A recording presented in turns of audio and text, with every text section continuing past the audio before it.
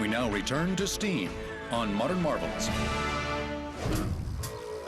While this plodding mechanized oddity may look like it just walked off the pages of a Jules Verne novel, it's actually part of a trend known as steampunk.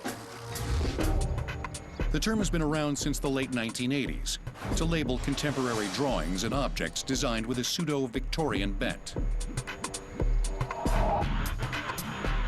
In his garage in a quiet Central California neighborhood, I-Wei challenges himself to turn his steampunk art into a steam-powered reality.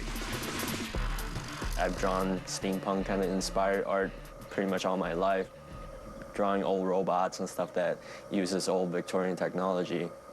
And I put a lot of thought into how it might work, you know, and the technology behind it. So much so that I decided that it might actually work. I-Wei, who makes a living working for a video game company, doesn't build his own parts.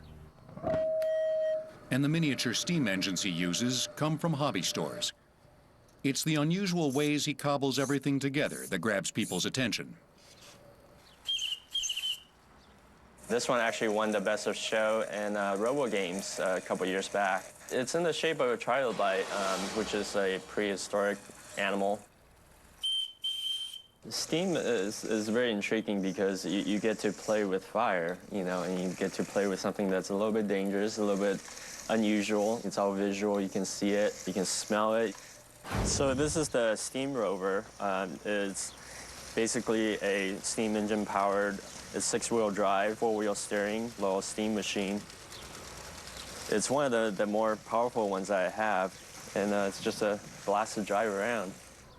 Most of I-Wei's engines sound like tiny locomotives, but this one makes a distinctively different sound. I decided to do a turbine since I've done so many piston-driven steam machines. So it was a challenge finding a turbine that actually works well. It uses up a lot of steam very, very fast and has super high RPM, but not a whole lot of torque. So a lot of gearing down is required. And the forward reverse is done by a clutch because the turbine only turns one way. This is the Steam Centipede. It's one of my most complex machines that I've built. It has 32 legs. In old, science fiction movies, there's a lot of steam walking machines, but there's a reason why it's really hard to pull off. It's just not as efficient as wheels.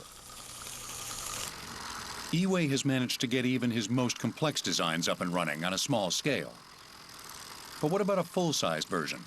So I would love to see one of these huge steam machines, something like this that can carry people around. But this already scares me that the boilers could fail on a big scale. That's not something that I want to think about.